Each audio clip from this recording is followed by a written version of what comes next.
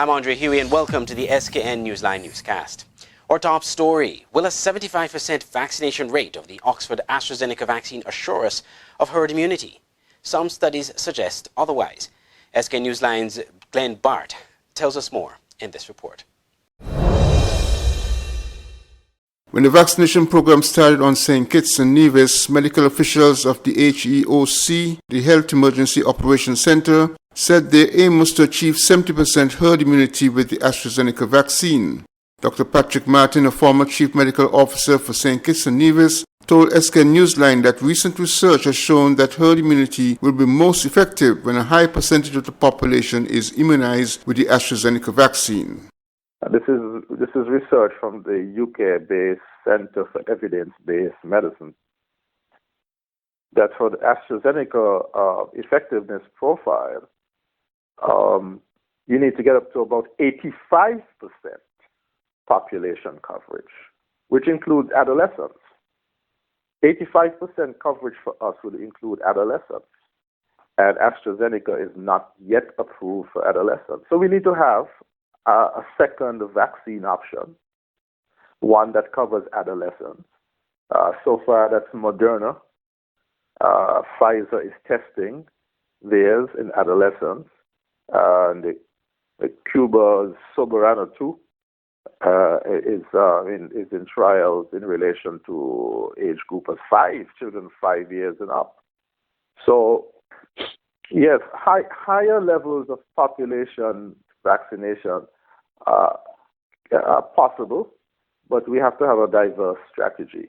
When asked about this higher threshold for herd immunity, Dr. Cameron Wilkinson responded at a NEOC COVID-19 briefing, indicating that the 70% is a minimum threshold that is required to reopen with full economic activity. Now, this threshold can actually move up or move down. One can also have a country that could have an 85% population threshold of vaccination, but if you have pockets of persons within that different communities that who are not vaccinated, you can have a reemergence of the virus. And so there is no safe zone, but the higher the population, the higher the number of persons in the population vaccinated, or the greater proportion of persons who are vaccinated, the safer we will be. And that is why I keep saying that we need to get a significant proportion of the population vaccinated. Now, countries have to do that with the vaccine that they have available, because we keep saying that the best vaccine you have is the one that you have available to you. And so there is no point in us speaking about getting to herd immunity or getting to a 70 or 80% threshold with Pfizer or Moderna when we do not have Pfizer or Moderna. The vaccine we have right now is the AstraZeneca vaccine, and we need to make sure we get as many persons vaccinated with that vaccine. And if it means getting more to get us to 70%, to 80%, to 90%, until we get 100% of the adult population over the age of 18 vaccinated with that, then that's what we'll have to do. If during that time we get other vaccines that will help us to get there, we will do that also. It is uncertain when any vaccine that could be administered to children will become available to St. Kitts and Nevis and other countries of the Caribbean community. Glenn Bart reporting for Skn Newsline. Just less than a week after the Federation recorded its first COVID-19 related death, St. Kitts and Nevis has recorded its second casualty to the dreaded disease. Again, we join Glenn Bart. As health officials continue to fight the spread of a COVID-19 outbreak on St. Kitts, the second COVID-related death was announced by Dr. Hazel Laws, the Federation's chief medical officer.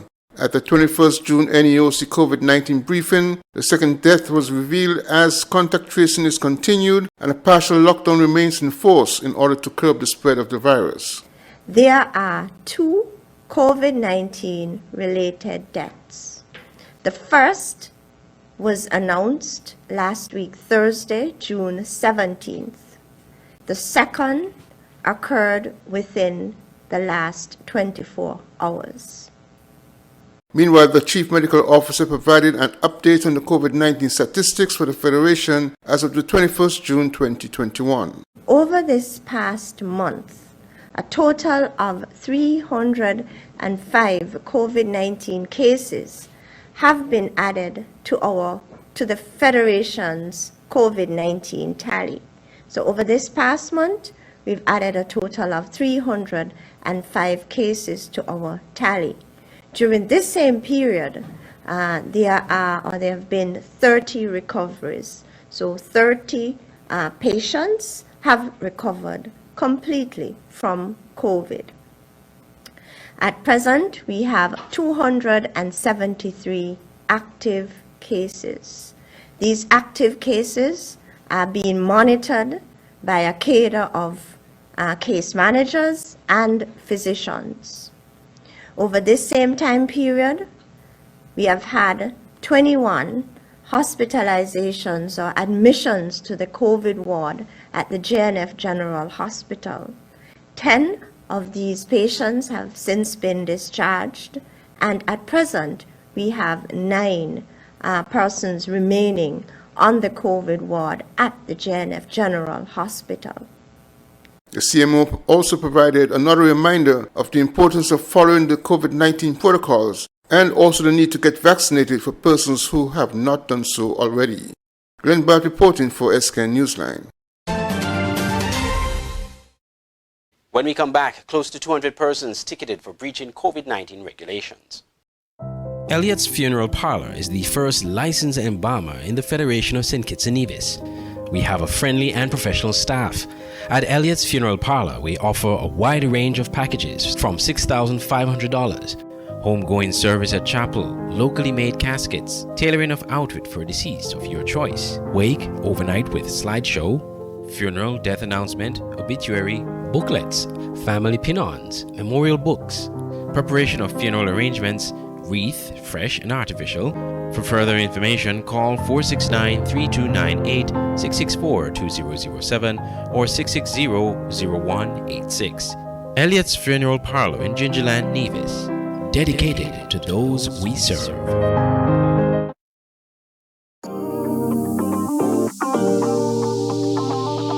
I eat some veggies for dinner. Let me just check the amount of sodium in this can. Oh no, this is too much. Let me try our next option. They did say it's healthy to consume less salt. This is much better. I am salt smart. Auto Plus Car Wash, located on the College Street Gut, Bastyr, St. Kitts. Bring your car to Auto Plus Car Wash to remove water stains, wiper marks. Get your doors, roof panel cleaned, seat floor mats, buffing, headlights, and engine wash. You get quality service at the best price at Auto Plus Car Wash. They really care for your car. Call 765-5140 or visit them on the College Street Gut, Bastyr, St. Kitts. Auto Plus Car Wash, where the service is number one. The SKN Newsline website now offers you more news. Log on to www.sknnewsline.com for local, regional, and international news. You can also watch the latest newscast and keep abreast with news in sports, all from sknnewsline.com. That's www.sknnewsline.com. News at your fingertips. Welcome back. The police are reporting that close to 200 persons are ticketed for breaching the COVID-19 regulations. More in this report. The police have issued 191 tickets between the period May 21 and June 20th for the offences of failing to wear masks in public and for hosting social events without permission. The offences are both breaches of the Emergency Powers COVID-19 regulations on which St. Kitts and Nevis has been operating. This information was disclosed by Superintendent Cromwell Henry at the National Emergency Operations Centre NEOC press briefing, which was held on Monday. During his presentation, he gave an update on the enforcement efforts of the Royal St. Christopher and Nevis Police Force in that area to date. 119 of such tickets were issued in St. Kitts and 72 on Nevis. Further, 31 persons have been arrested for breaching the curfew, and so far 8 have been charged.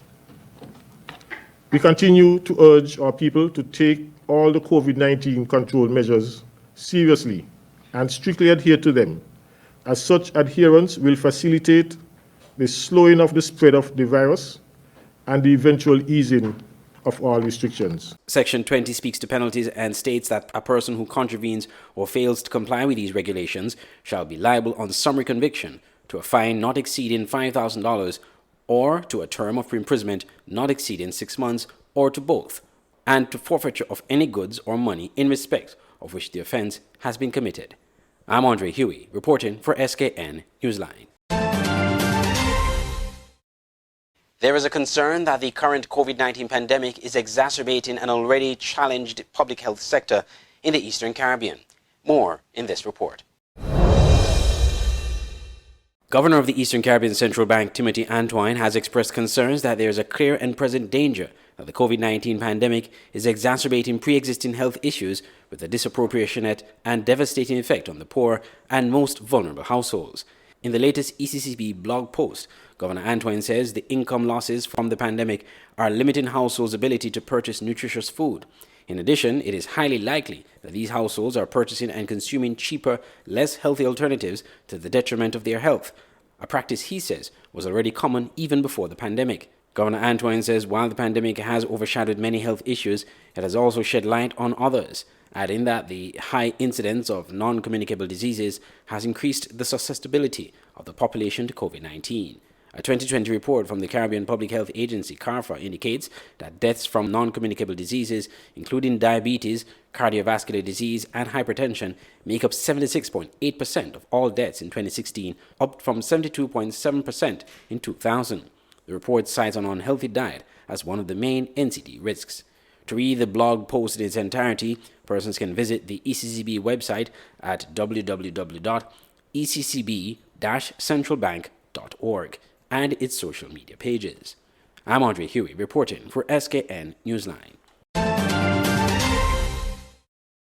Power company Skn is reporting that some customers will be receiving an estimated bill for the month of June due to constraint brought about by the current restriction of movement and the inability of some of their meter readers to perform their duties. Skn Newsline's Jacinthia Teixeira reports.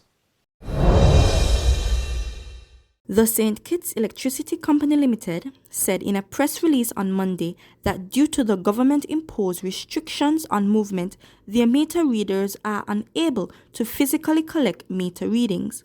Hence, June's bill will be an estimated bill. Some customers residing in Shadwell to Upper Monkey Hill, Matinley Heights and Camps Bayview to the Catholic Church in Sandy Point, and Connery to Deep Bay will receive an estimated bill for June 2021.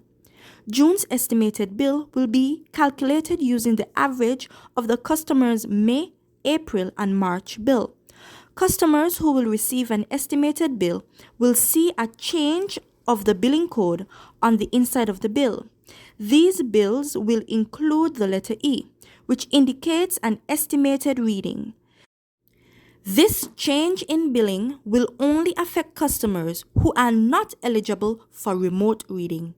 Skn wishes to advise these customers that once the restrictions are removed, the company aims to follow up with an actual reading in the next billing period. For more information about these estimated bills, contact our customer service department by emailing customerservice@skelec.kn.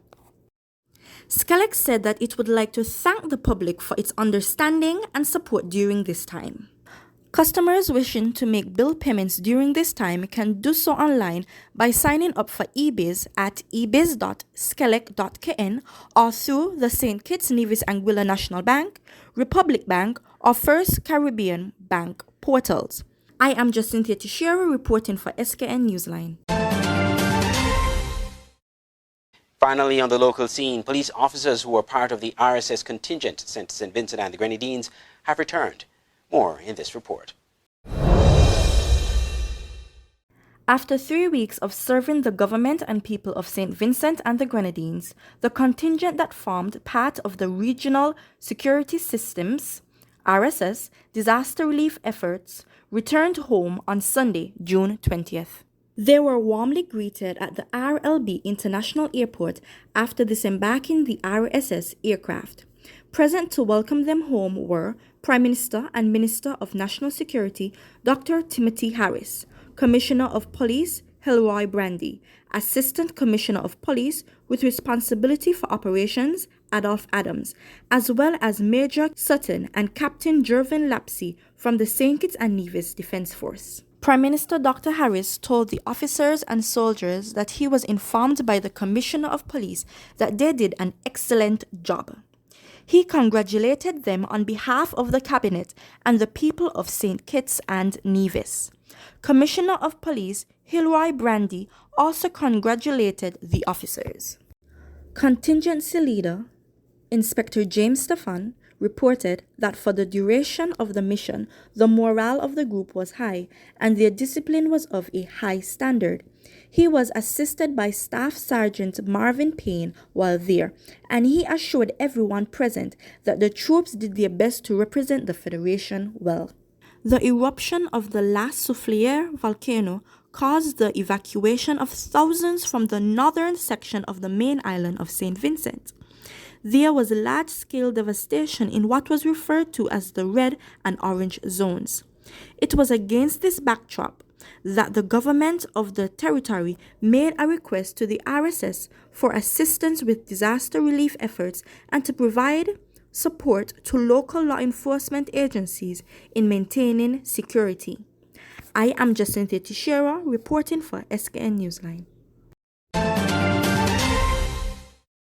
When we come back, Labour Minister in Guyana reminds business community that mandating employees to be vaccinated is unlawful. It's the new and improved Skn Newsline Android mobile app. With the Skn Newsline app, you can watch your news reports, the Skn Newsline Newscast, sports, special features, and so much more. You can also send us a WhatsApp or call us directly. Go in the Google Play Store, search Skn Newsline, and download the app today. The Skn Newsline mobile app. News on the go. Bless up, Dejo here, and I'm doing my part in the fight against COVID-19 by following all safety protocols and most importantly, rolling up my sleeve for the vaccine. So I'm encouraging you to do the same because that's our best shot of protecting ourselves, our family, and our friends. So don't wait, vaccinate. Let's roll up to roll out.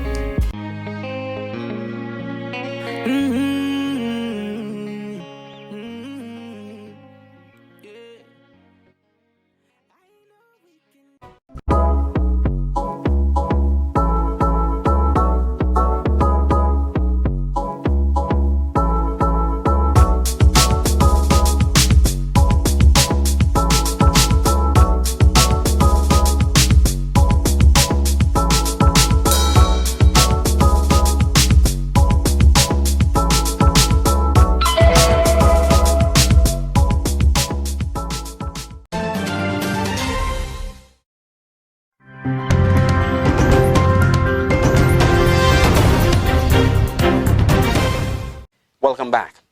Having received more than a dozen reports of employers mandating their staff to take the COVID-19 jab, Labour Minister of Guyana, Joseph Hamilton, is issuing a stern reminder that such policies are unlawful.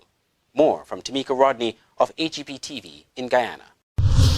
Labour Minister Joseph Hamilton, during an exclusive interview with Nightly News on Monday, disclosed that his ministry has received several complaints about businesses, including law firms and private medical institutions, that have implemented new policies which mandate employees to get vaccinated against COVID-19.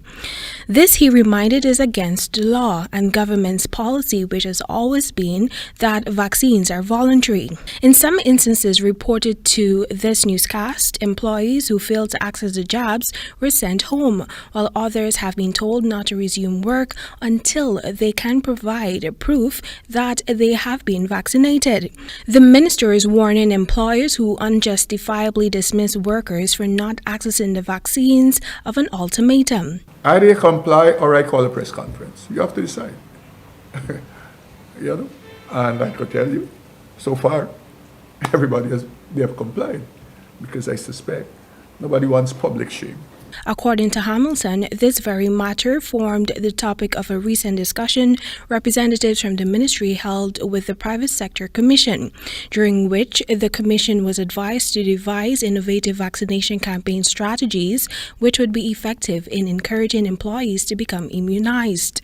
I have asked my OSH head, Ms. King, to sit with the private sector and to labor, to invite the labor leaders that they can set up a joint technical committee to look at this idea that I have put on the table, how we can help to roll out another type of strategy.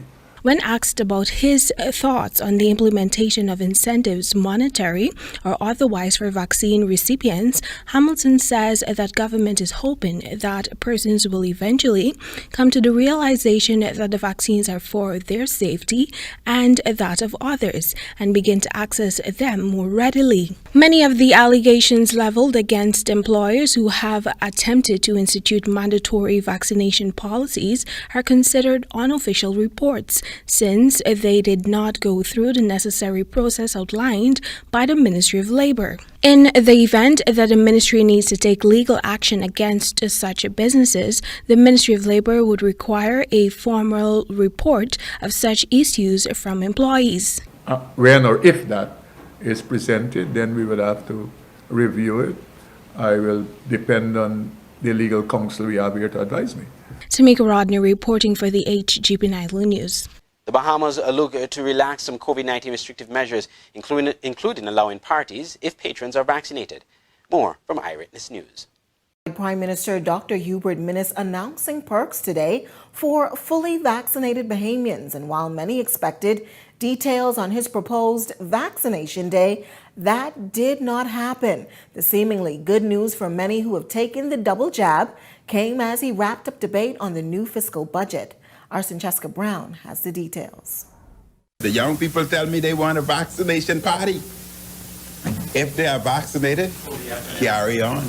And with that, Prime Minister Dr. Hubert Minnis announced the relaxation of a number of COVID-19 restrictions. The daily curfew will move from 10 p.m. to 11 p.m. to 5 a.m. The health professionals will monitor progress over the next few days. New Providence will then be able to move from 11 p.m. to 12 midnight, depending on the outcome. On Grand Bahama, the curfew will move from 11 p.m. to 12 midnight. Additionally, there will no longer be a curfew on the Berry Island, South Andros, and Mangrove Key. The PCR test requirement for travel from Cat Island, Grand Bahama, and Andros has also been removed, and the $10 charge for a travel health visa for fully vaccinated Bahamians will be removed effective July 1st. On New Providence, funeral and memorial services will now be permitted in church or outdoors. However, repasts are still not permitted, and while the Prime Minister did not reveal any details surrounding his proposed vaccination day, he did announce additional perks for fully vaccinated individuals, including private gatherings and other social events in your homes and elsewhere may now be held, provided all the attendees are fully vaccinated. You can interpret that.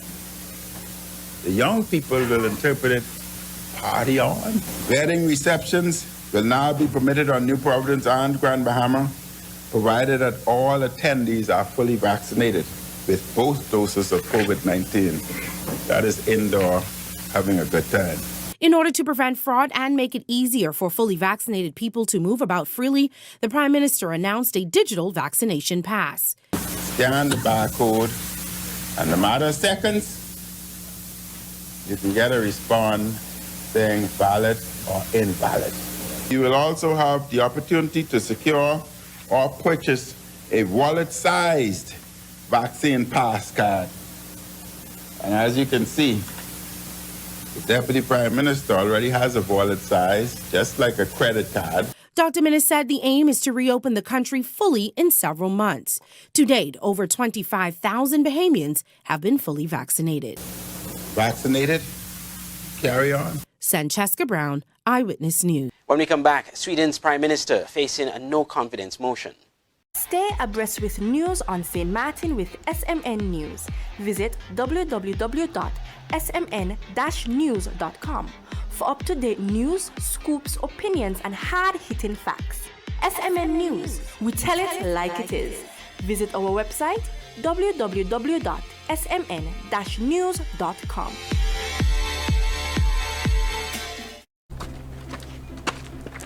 Junior, can I get popcorn, please? Santel Sandef.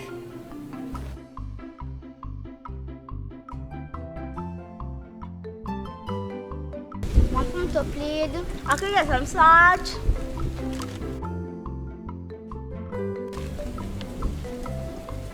More, please.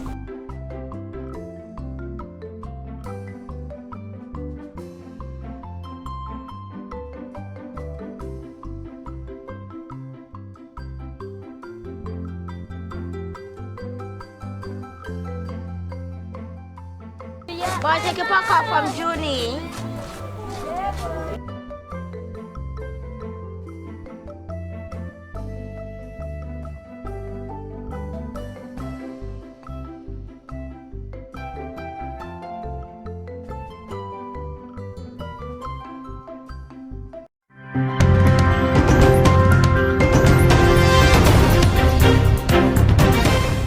Welcome back. On the international scene, Sweden's Prime Minister Stefan Löfven is facing the choice of either resigning or calling a snap election after losing a no-confidence vote in Parliament.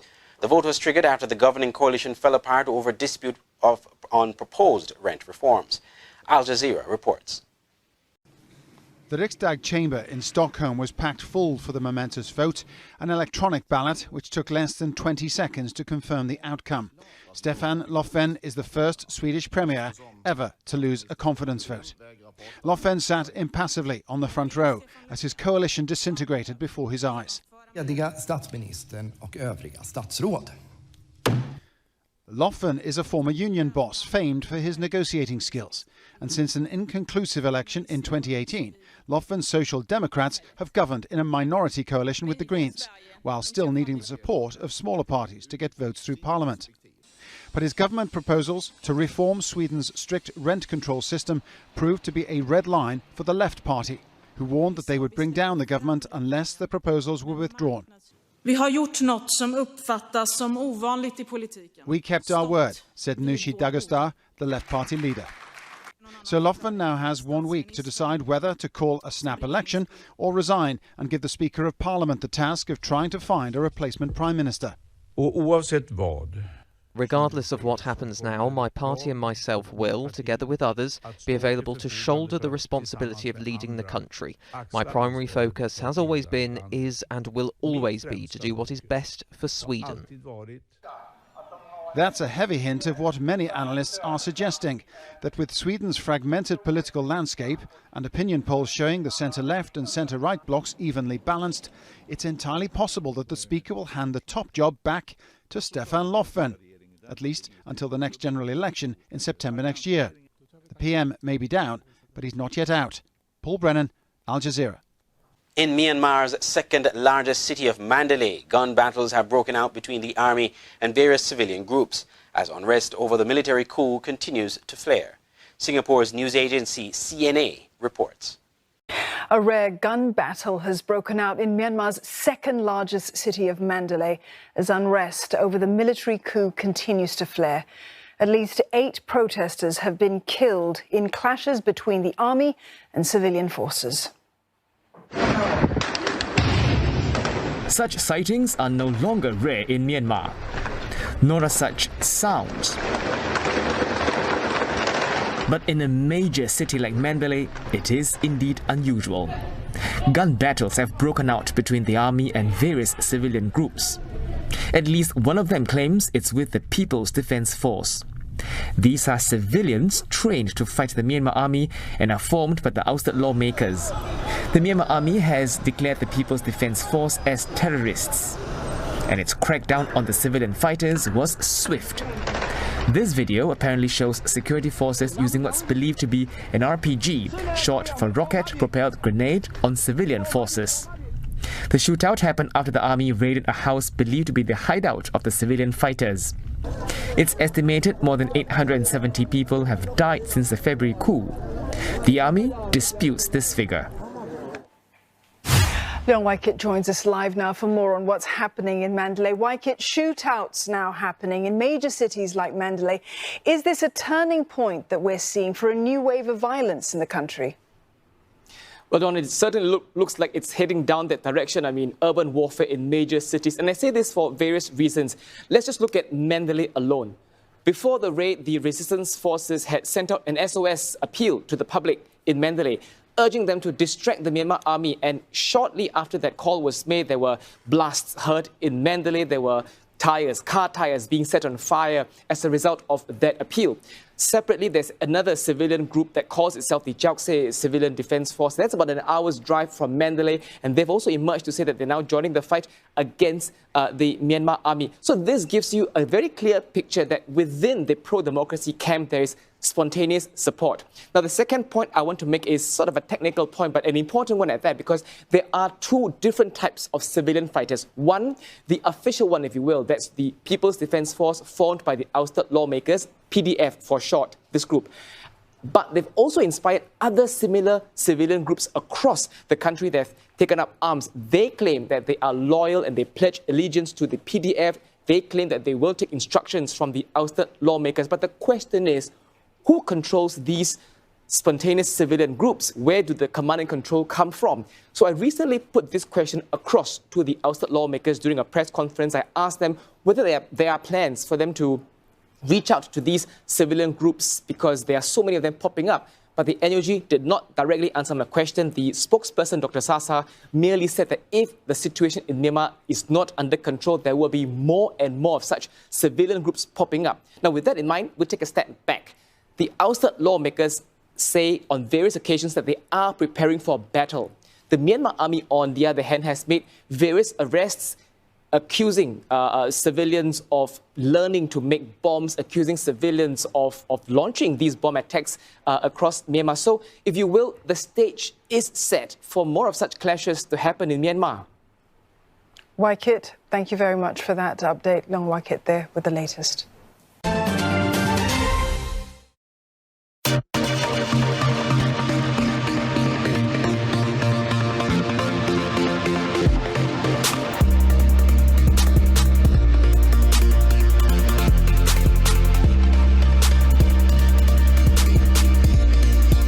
In sports, we have a roundup of the latest in Euro 2020, cricket and Copa America.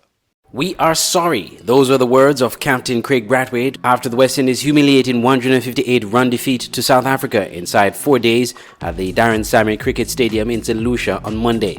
The West Indies, resuming from their overnight score of 15 without loss in pursuit of 324, were bundled out for 165, thanks mainly to the bowling of left-arm spinner Keshav Maharaj, who took 5 for 36, including a hat-trick that saw the home side slide from 104 for 3 to 104 for 6. So the scores see West Indies 149 and 165, chasing a target of 324. South Africa making 298 in the first innings and 174 in the second innings, again winning by 158 runs and winning the two-match series with a whitewash. Moving on now to football with the latest results in Euro 2020. Well, just at the close of sports time, we had Belgium defeating Finland on Monday 2-0. Denmark crushing Russia 4-1. And in the Copa America on Monday night, Uruguay, they drew 1-1 with Chile. And Chile, with that result, have virtually booked their spot for the next round of the competition. Argentina rounded out their advancement to the next round with a 1-0 defeat to Paraguay. That goal coming from Alejandro Dario Gomez in the 10th minute. The matchup between Uruguay and Chile, the goals came from Eduardo Vargas in the 26th minute for Chile, and in the middle of the match, Luis Suarez equalized for Uruguay in the 66th minute. Moving on now to athletics, Sha'Carri Richardson clinched her first Olympic berth in a dominating 100-meter performance on Saturday in the U.S. Olympic trials. But that victory comes on the heels of the news of her biological mom passing away last week. And at the age of 35, Allyson Felix had made her 5th Olympic team and first as a mother on Sunday, following a dramatic second-place finish in the 400 meters at the U.S. Track and Field Olympic Trials in Eugene, Oregon. Running from lane 8, Felix was in 4th place as the race entered the final home stretch to the finish line, but she narrowly caught 2 opponents ahead of her to record a season-best time of 50.02 seconds. This has been the Skn Newsline newscast. For more stories, you can log on to our website at www.sknewsline.com, or you can visit our Facebook page. From all of us here at Skn Newsline and Channel 95, I'm Andre Huey. Thank you for watching.